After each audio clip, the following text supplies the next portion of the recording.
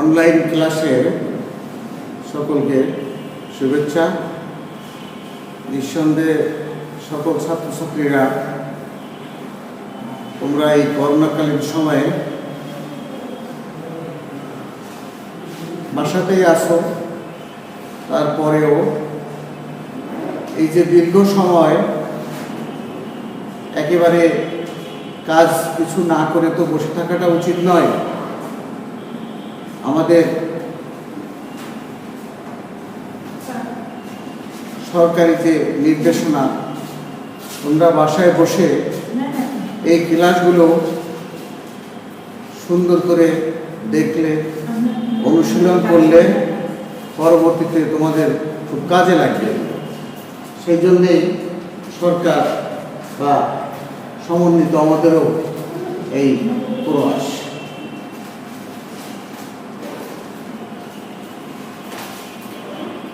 দেখো, আমি আগেও একটা ক্লাস তোমাদের সাথে নিয়েছি, আজকেও আর একটা ক্লাস নিচ্ছি। আমাকে সবাই নিঃসন্দেহে চিনে থাকবে, আমি দেবদাস বাড়ই, হিসাব বিজ্ঞানের লেকচারার, মোংলা সরকারি কলেজ, মোংলা বাগেরহাট। আজকে আমরা যে বিষয় আলোচনা করব ক্লাসে, অনার্স প্রথম বর্ষ BBA সম্মান প্রথম বর্ষ হিসাব বিজ্ঞান বিষয়ের একটা টপিকস নিয়ে আমরা আলোচনা করব।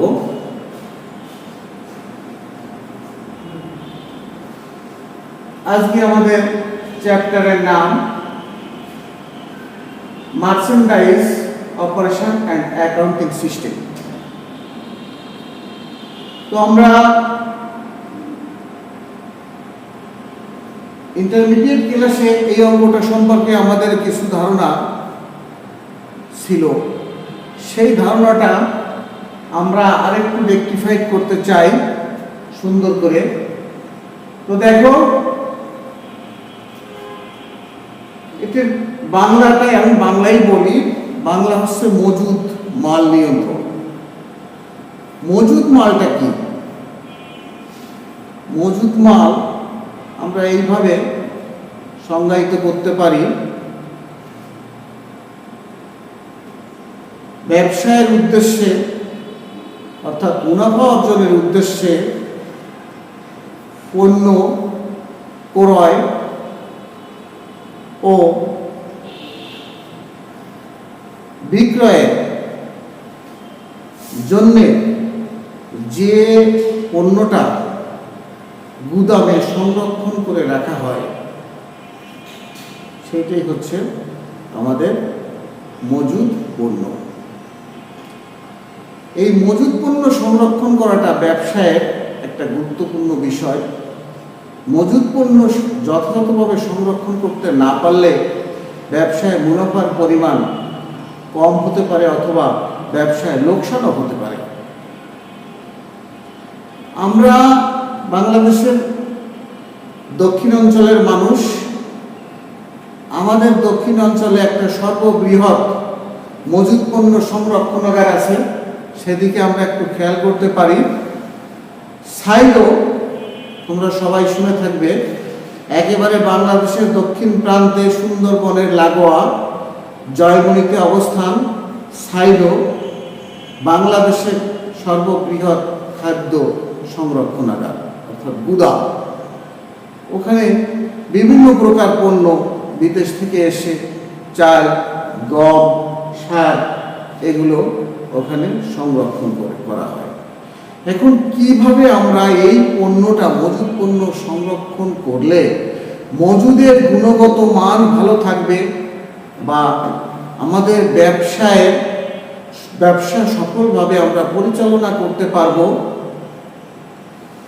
সাথে সাথে ব্যবসায়িক মুনাফার পরিমাণও বেশি হবে, এইটা আমরা একটু বিস্তারিত পদ্ধতিগতভাবে আমরা দেখতে পারি। মজুদ পণ্য সংরক্ষণ এটা দুইভাবে সাধারণত হতে পারে। এর হিসাবটা একটা হচ্ছে নিত্য পদ্ধতি অথবা অবিরত মজুদ পদ্ধতি। নিত্য পদ্ধতি বা অবিরত মজুদ পদ্ধতি এটা কিরকম আমরা একটু দেখি।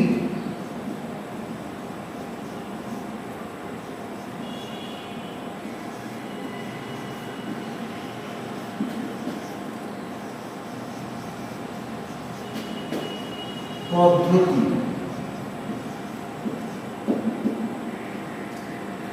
পণ্য ক্রয় অথবা বিক্রয় করার সাথে সাথে আমরা একটু খেয়াল করে শোনার চেষ্টা করি। পণ্য ক্রয় অথবা বিক্রয় করার সাথে সাথে প্রতিনিয়ত তাৎক্ষণিকভাবে যে হিসাবটা করা হয় সেটাকে বলা হয় নিত্য বা অবিরত মজুদ পদ্ধতি।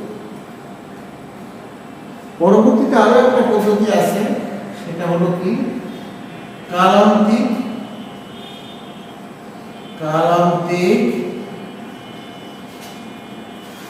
পদ্ধতি।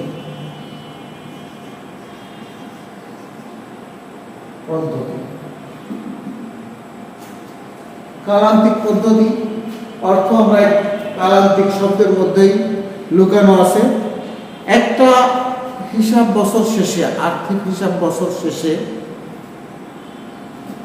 এক বছরে যত পণ্য ক্রয় অথবা বিক্রয় করা হলো তার একটা সামগ্রিক হিসাবকে বলা হয় কালান্তিক পদ্ধতি।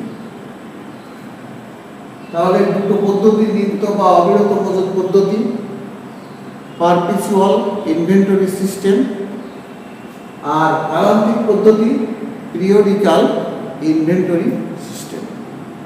এই দুটো পদ্ধতিতে সাধারণত হিসাব সংরক্ষণ করলে করা হয় আমাদের হিসাব বিজ্ঞানের ক্ষেত্রে। তো এর ভিতর নিত্য বা অবিরত মজুদ পদ্ধতি বর্তমান সময়ে বেশি প্রচলিত, কারণ এটা অধিক বিজ্ঞানসম্মত একটা পদ্ধতি।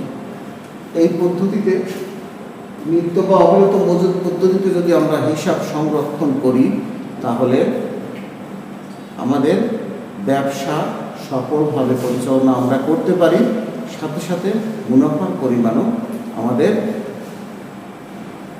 অধিক বৃদ্ধি পায়। তো আমরা আসি আজকে merchandising operation and accounting system এই চ্যাপ্টার।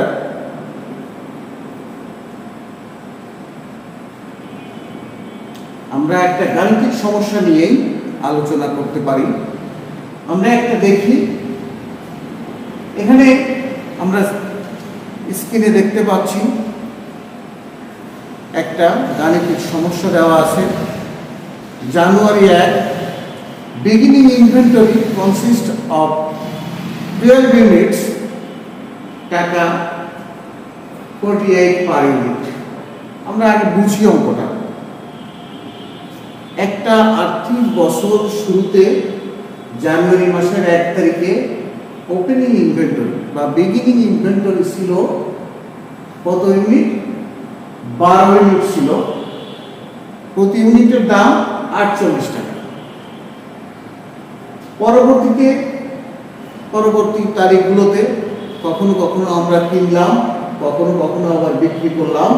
এইভাবে মাসের শেষ পর্যন্ত অর্থাৎ 30 তারিখ পর্যন্তই আমরা এখানে অঙ্কটা আছে, গাণিতিক সমস্যায় 30 তারিখ পর্যন্ত আছে। 30 তারিখে আমরা দেখি sold 20 units at the rate of টাকা on 120 per unit। 20 একক বিক্রি করা হলো কত টাকা করে? প্রতি ইউনিট 120 টাকা করে পার ইউনিট।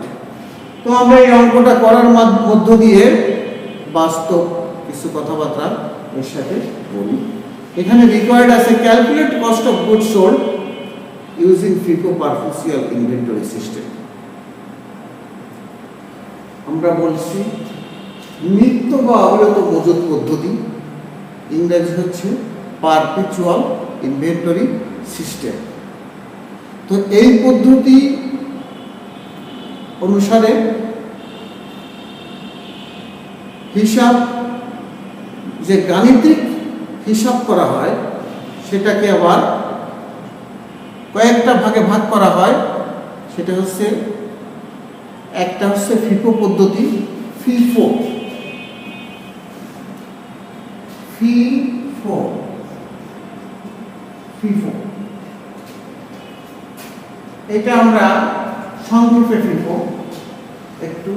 প্রথম এফ ইকুয়াল টু ফার্স্ট আইতে ইন, পরের এফ ফার্স্ট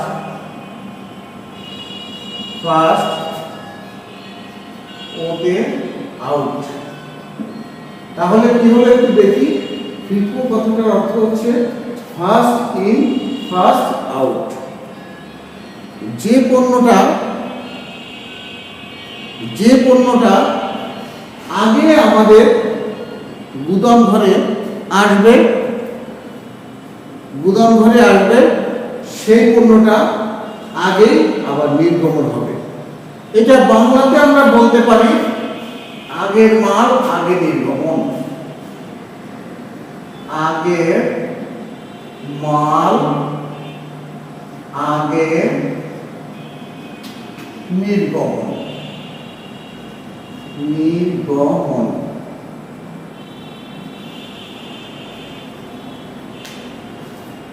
তো এই ফিফো পদ্ধতি অনুসারে আমরা অঙ্কটা একটু করার চেষ্টা করব। পাশাপাশি আমাদের ভিতরে কিছু কিছু আলোচনা আছে, সেগুলো শোনার চেষ্টা করব। দেখি আমরা অঙ্কটা স্ক্রিনে দেওয়া আছে। অঙ্ক করতে গেলে আমাদের হিসাব বিজ্ঞানে দাগটা অবশ্যই প্রয়োজন, ঘর কাটা অবশ্যই প্রয়োজন, ঘর কাটি।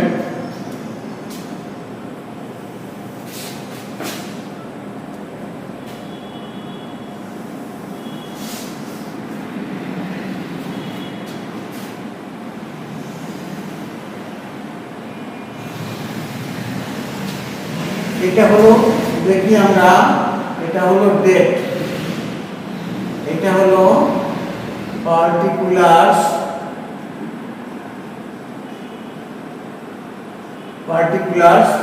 এই যে অংশটা আছে এই অংশটাকে আমরা আমাদের তিনটা ভাগে ভাগ করতে হবে। এই অংশটা কিরকম আমরা একটু খেয়াল করি, তিনটে অংশে ভাগ করতে হবে। এই যে তিনটে অংশ হলো, এই তিনটে অংশ প্রত্যেকটাকে আমরা তিনটে ভাগে ভাগ করি, প্রত্যেকটাকে তিনটে ভাগে ভাগ করি।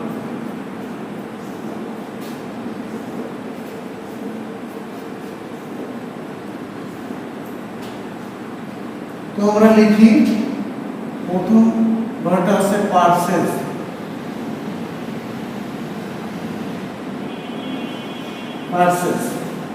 তারপরে এটা হচ্ছে ইস্যু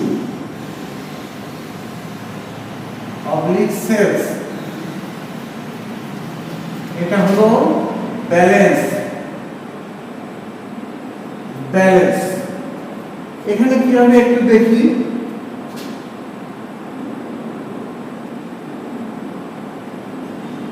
ইউনিট,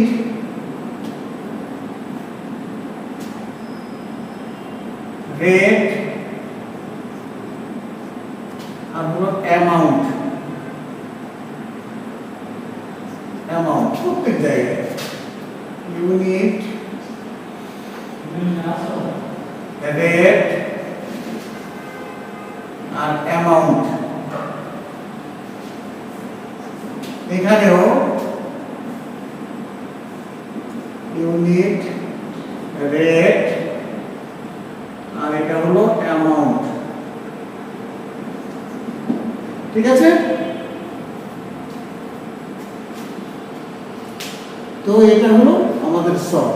এখন এই সবটা দিয়ে আমরা কি করি সেটা লিখি।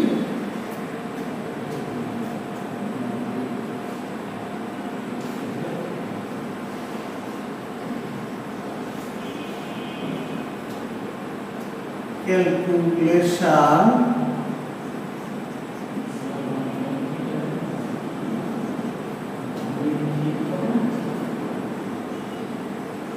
cost of goods sold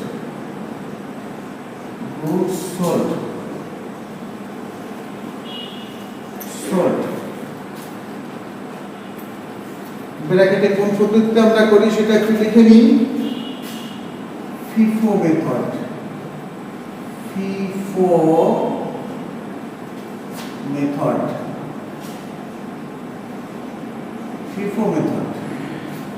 তো এখানে আমাদের এই অঙ্কটার একটা নাম থাকতে পারে, অঙ্ক এই গুদামের একটা নাম থাকতে পারে, গুদামের মালিকের একটা নাম থাকতে পারে, বা এই প্রতিষ্ঠানটা একটা নামে হতে পারে। একটা নাম আমরা দিয়ে দিই এক্স এন্টারপ্রাইজ,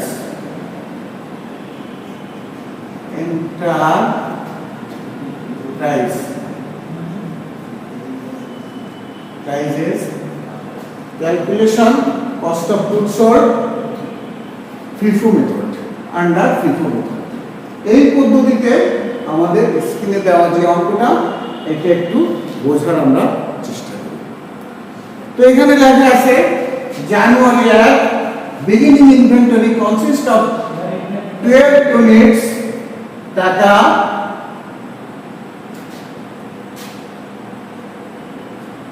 কত 48 পার ইউনিট। তো এখানে লিখি, একটা ধরে নিই 2020 সাল জানুয়ারি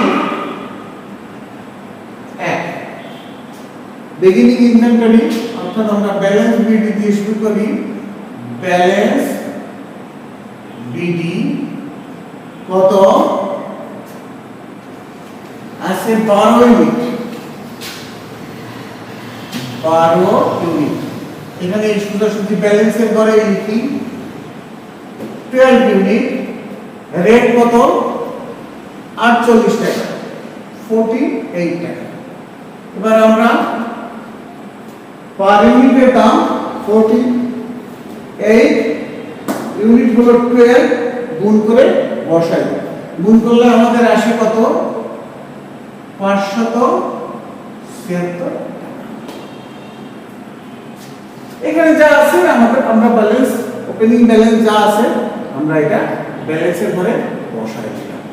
এবার একেবারে নিচের থেকে সুন্দর করে একটা দাগ দিয়ে দিই। এবার আসি পারচেজ করছে 5 তারিখ, জানুয়ারি 5 তারিখ, purchase 15 units at the rate of টাকা 49 পার ইউনিট। লিখি আমরা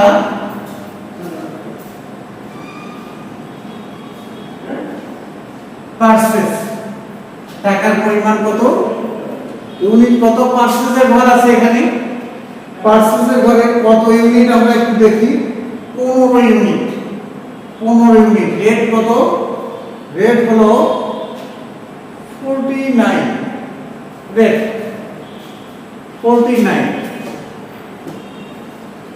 ঠিক আছে। তো এবার আমরা দেখি এটা একটু গুণ করে দেখি।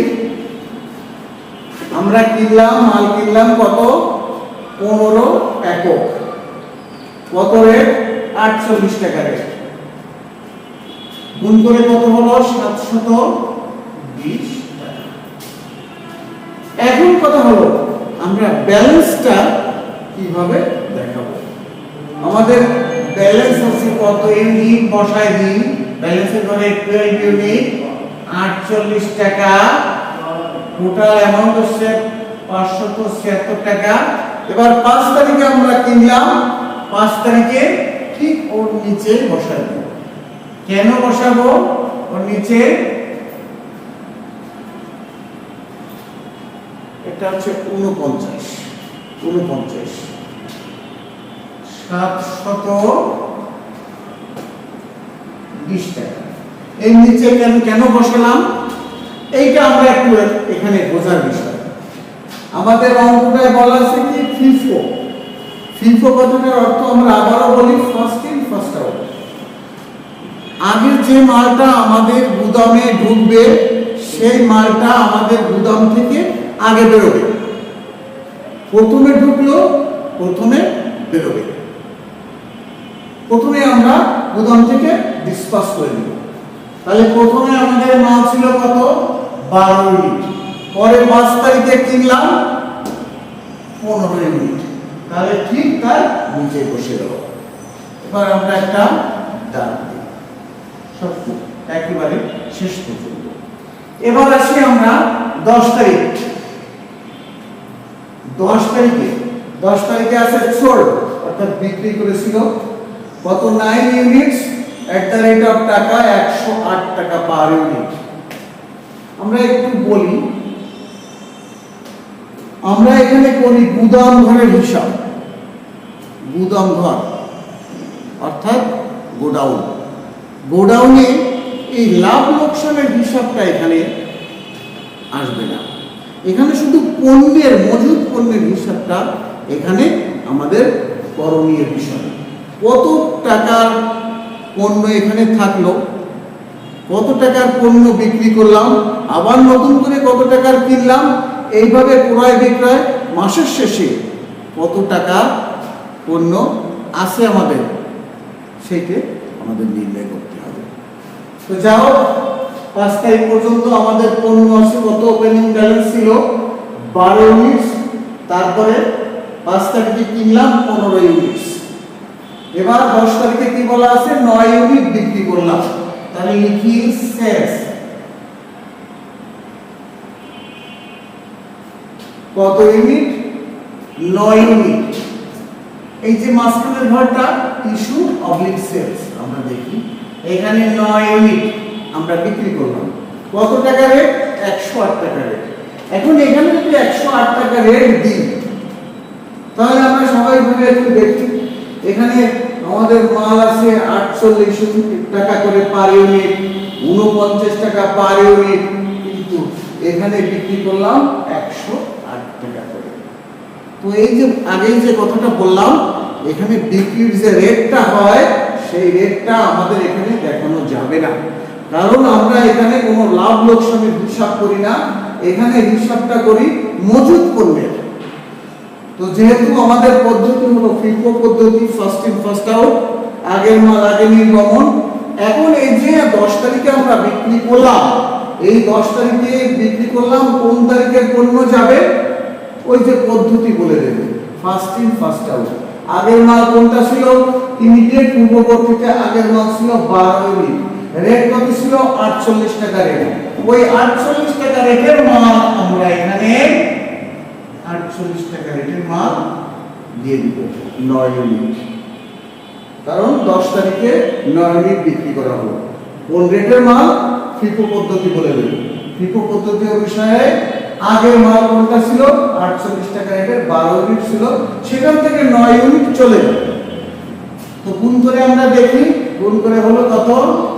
432 টাকা। 12 ইউনিট থেকে 9 ইউনিট চলে গেল, থাকলো কত? 3 ইউনিট। রেট কত? ওই 48 টাকা। কত টাকা হয়? শূন্য হয়ে গেছে। 3 আর 24 এর 4 হাতে 2, 3 এর থেকে 12 আর 2 144 টাকা। এখন এই 12 ইউনিটের হিসাবটা আমরা পেলাম। 12 ইউনিট থেকে 9 ইউনিট বিক্রি করলাম, থাকলো কত? আমাদের গুদাম ঘরে গোডাউনে উদ্বৃত্ত থাকলো 3 ইউনিট। নতুন করে এই যে আরো 15 ইউনিট আছে, ওইটা ঠিক ওর নিচে বসে যাবে। 15 ইউনিট রেট হচ্ছে 49 টাকা, দাম কত? 720 টাকা। তাহলে এইটা হচ্ছে ফিফো পদ্ধতি। আমরা একটা শেষ পর্যন্ত একটা দাগ দিয়ে দিই। আমরা আবার একটু বোঝার চেষ্টা করি। 10 তারিখে আমাদের পণ্য বিক্রি করলাম 9 ইউনিট। আমাদের ঠিক পূর্ববর্তী তারিখে অর্থাৎ 5 তারিখের ব্যালেন্স ছিল 12 ইউনিট 48 টাকা করে। আবার তার নিচে ছিল 15 ইউনিট 49 টাকা করে। এখন কথা হলো 10 তারিখে আমরা পণ্য বিক্রি করলাম 9 ইউনিট। এই 9 ইউনিট কোন পণ্য থেকে আমরা বিক্রি করব? পদ্ধতির কাছে জিজ্ঞেস করতে হবে। পদ্ধতি হলো ফিফো পদ্ধতি, ফার্স্ট ইন ফার্স্ট আউট। আগের মাল আগে নির্গমন।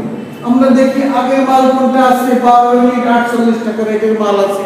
এই 48 টাকা রেটের মাল আমরা 10 তারিখে এসে বিক্রি করলাম, 9 ইউনিট বিক্রি করলাম, থাকলো কত 3 ইউনিট, আর নিচের 15 ইউনিট ওর নিচে বসে গেল। এবার আমরা আসি 12 তারিখে।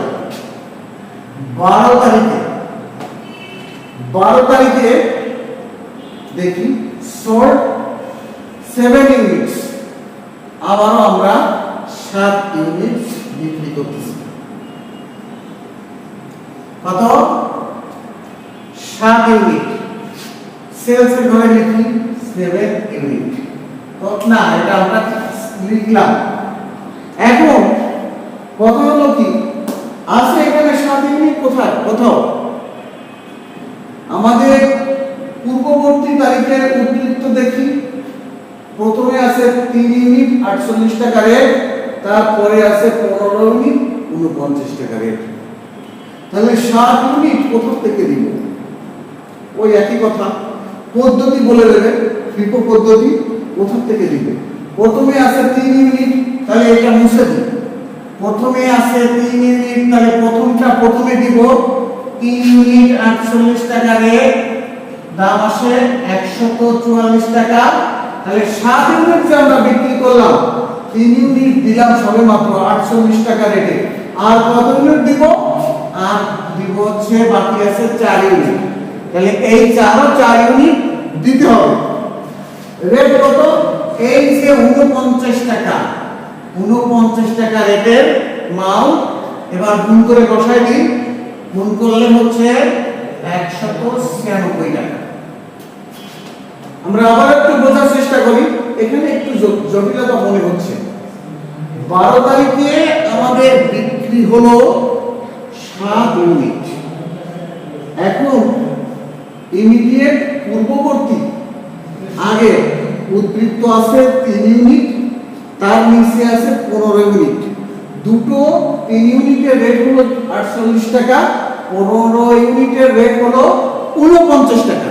এখন কোথা থেকে আমরা এই 7 ইউনিট বিক্রি করব 12 তারিখে? আমাদের পদ্ধতির কাছে জিজ্ঞেস করতে হবে, ফিফো পদ্ধতি। ফিফো পদ্ধতিতে প্রথমে আছে 48 টাকা 3 ইউনিট, দিলাম 48 টাকা করে 3 ইউনিট। পরবর্তীতে এই যে 49 টাকা রেটের মাল, ওটা দিলাম 4 ইউনিট।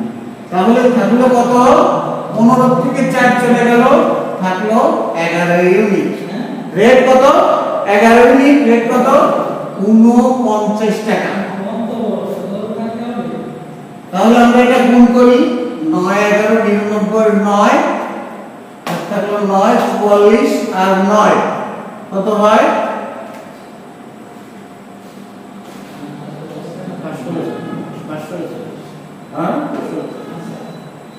539 টাকা। তাহলে আমরা এই মুহূর্তে দেখি আমাদের 12 তারিখে পণ্য বিক্রয়ের শেষে আমাদের গোডাউনে অর্থাৎ গুদাম ঘরে উদ্বৃত্ত আছে মজুদ মাল 11 ইউনিট। রেট কত? 49 টাকা করে, তার দাম হচ্ছে 539 টাকা। তো এই পর্যন্ত আমরা সম্ভবত বুঝতে পারলাম, আমি যেটা আশা করি। পরবর্তীতে আমরা স্ক্রিনে দেখি 20 তারিখে পার্সেল 20 ইউনিটস নতুন করে আমরা ক্রয় করলাম। কত তারিখ? 20 তারিখে। 20 তারিখে পার্সেল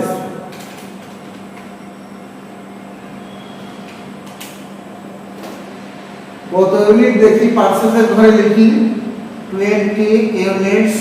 রেট কত? 50 টাকা এট দ্য রেট অফ 50, 50 টাকা করে। এবার গুণ করে বসাই দিই, 1000 টাকা পড়লো। 5 দুগুণে 10, 1000 টাকা। ব্যালেন্সের ঘরে লিখে যাই, আগের মাল আছে কত? 11 ইউনিট, 49 টাকা রেট,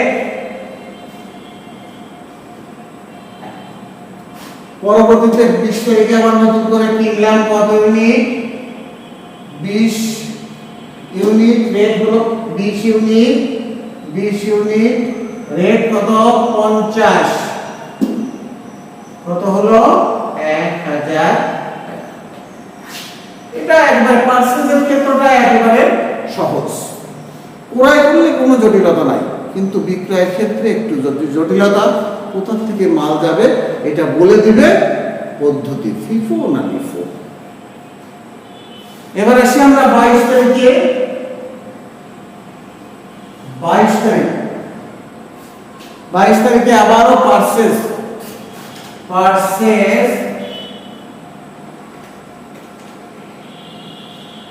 কত unit, purchase 5 unit, 5 unit, rate হলো কত 51 টাকা।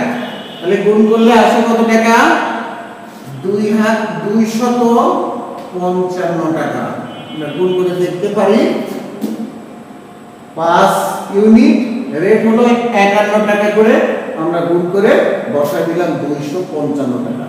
তাহলে এখানে দেখি পূর্ববর্তী মাল আছে আমাদের 11 ইউনিট 49 টাকা রেট, 539 টাকা।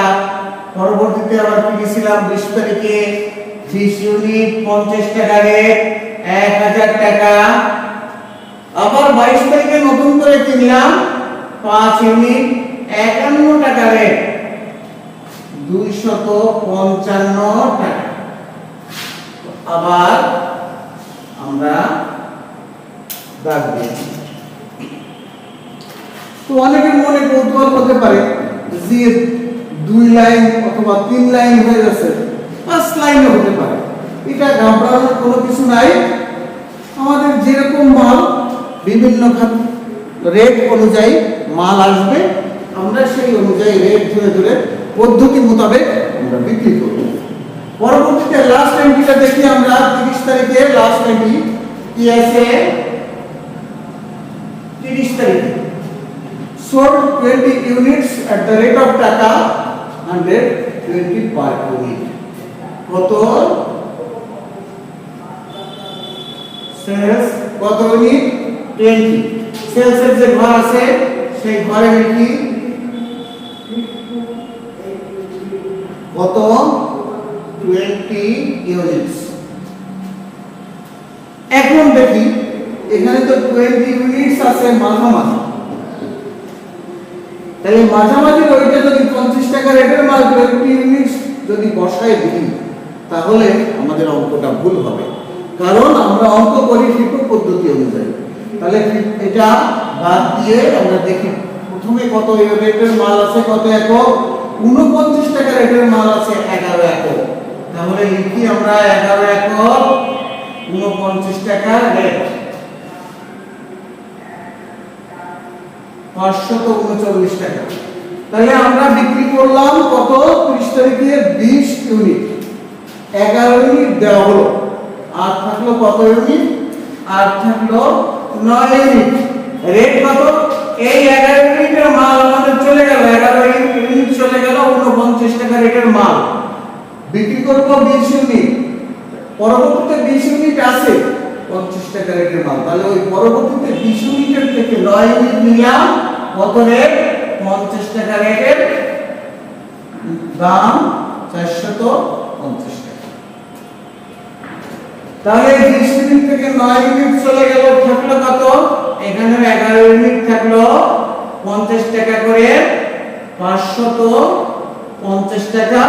আর 5 ইউনিট থাকলো কত 51 টাকা রেট, কত 255 টাকা।